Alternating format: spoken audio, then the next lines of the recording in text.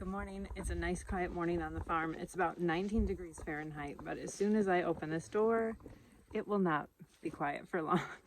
It's breakfast time, so I gotta get these guys fed. That's me, Temple. Good morning. Not too loud today. Just Temple. The morning chores are done. I am back inside. I've done some laundry. I've done the dishes. And now I'm getting to work on some Etsy orders. I had a little idea, and I shared this on my Instagram and Facebook, but I was thinking that it might be a fun opportunity to use the farm stand and have like a little free library out there. I have a huge amount of reference books, reading books, nonfiction books, that would just be fun for other people who are interested in farming or homesteading, maybe to learn about stuff before they got into it and I have to buy the books. Some of these books are expensive. So I was thinking about doing that in the farm stand and just offering that to the community. I don't know if it would be a nightmare. I guess that would just be like another thing, just like the farm stand is on, the value of people's conscience. People pay as they take stuff. The free library would be just on their conscience that they return it when they're done reading it. But I have so many books. So I was thinking that might be a fun thing to do and try. So if you've done anything like that, I'd love to hear about it. Pros and cons, maybe things I should or shouldn't do. I have so many books that I've read cover to cover, some of them multiple times. And it seems silly for them to collect dust on my shelves when I could maybe be sharing them with other people who would be interested to read them. So let me know your thoughts about that. I'd be interested to hear. But now I need to get back to working on my orders.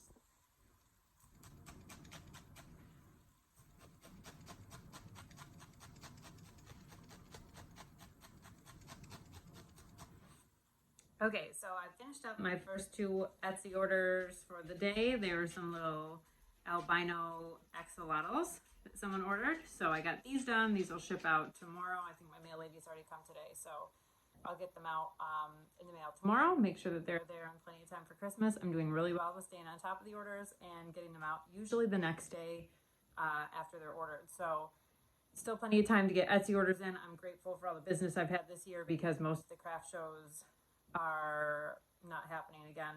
Jefferson County has declared another state of emergency in New York, so they started canceling shows again, which is a big bummer. I'm really hoping that we are able to have our 4-H Christmas party next week, which I plan a big fun event for the kids. So I'm hoping that we're still able to go to that. And today's my older sister's birthday, so I hope she's having a happy birthday down in South Carolina, where it's warmer than 19 degrees outside.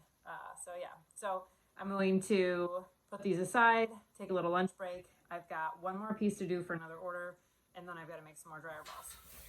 So I just came out to check on everybody, and this little goat that's all hunchy is the goat that's been in our basement, but she's having problems with coccidia, which I've been treating. But I'm trying to get her to acclimate with the other goats for two reasons. One, she's old enough to eat hay and grain, but doesn't really do that because she's been by herself and hasn't seen anyone do that. And two, I'm sick of having a goat in my basement. So obviously she's much smaller. Like there's a doe that is like the same age compared to her, much bigger, that was raised by her mom. These guys are being weaned. That's why they're in this pen. And they have constant access to hay, obviously water, and sorry, that's my hot breath coming across the screen like smoke. Hay and what else? Grain. They get grain twice a day. So these guys are huge. Actually, these two boys, the black dapple and that solid black, are two of the biggest kids we've ever had, which is funny because the dapple's mom is Fraggle. She's not that big. So anyway, I'm hoping that Stevie will come around and stop eating twine and start eating hay and grain like the other goats, but she's only going to be out here for a couple hours today. Then I'll bring her back in. If she can get through this coccidia, then next week will be much warmer and she should be able to come out here a lot more. Huh. What's up, homie? This is one of our registered does. They have pooped in their water, so I'm going to have to clean that out and refill it. So that's what I'm going to do now. Goats are so much fun. Sarcasm. Bye sheep, everyone. So the ewes are all eating their lunch hay. I'm just kind of walking around checking udders because there is a possibility a couple of these girls could be bred for December lambs. Most of them are going to have January, February lambs, but I just want to see where we're at. So I'm going to check on them and see if anybody's getting any udder development. And then I got to go check on pigs. So I'm having a hard time getting close to this ewe right here, but you can see that her back end is a little bit pinker and puffier than most of them. That might not be anything super crazy, but I'd like to check her, but she's not letting me get close. I think that's Etta. No, it's Fart Knocker. That's why she won't let me get close to her. That is Dina's daughter from 2 years ago. So it was an F year for naming, and Fart Knocker was what we called her because she was super hard to work with. But her ear tag is 1114, and that's Fart Knocker's number. Funny how I have most of them memorized because Etta is 1090. I know that, so I'm gonna see if I can get a close up. She had a ewe lamb last year, did really well as a mom. So we'll see what's up, if she's bred again for early lambs, or maybe she's just closer to January. So I couldn't catch Fart Knocker. Can I help you?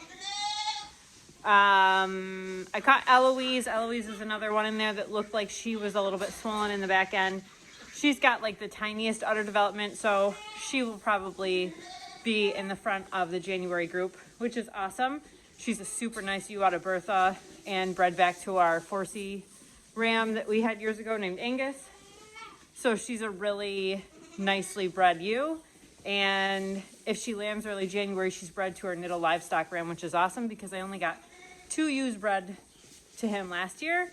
So I'm really hoping he stepped up his game and bred more ewes this January.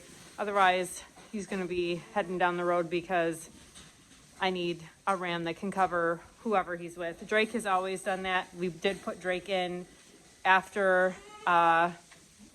Enrique was. Sorry, my lips look purple. It's like 20 degrees out, which it's not that cold in the barn, but it's just chilly out. And so I couldn't get Fart Knocker, but I will keep an eye on her. Maybe tonight when Chloe does night chores with me, we can grab her a little bit more easily with 2 people and see if she's got any udder development. She had a single ewe lamb last year. Like I said, she was a really good mom.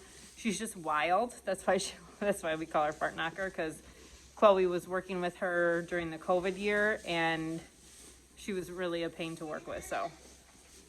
So that's it for now on the ewes. We got to give them a CD&T vaccination this weekend.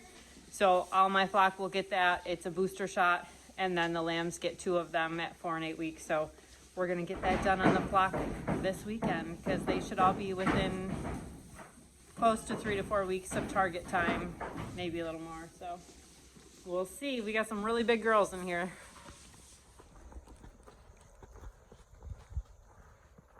So just like that, it is the end of my day. It's time for night chores here. It's just a little after 5, but in upstate New York, it gets dark around 4:30.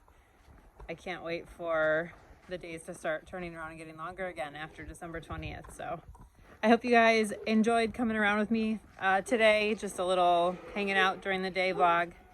They can hear me and they know it's dinner time, so they're yelling, but I just wanted to thank you guys for watching this far if you have, and I will talk with you soon. Have a great rest of your day, guys.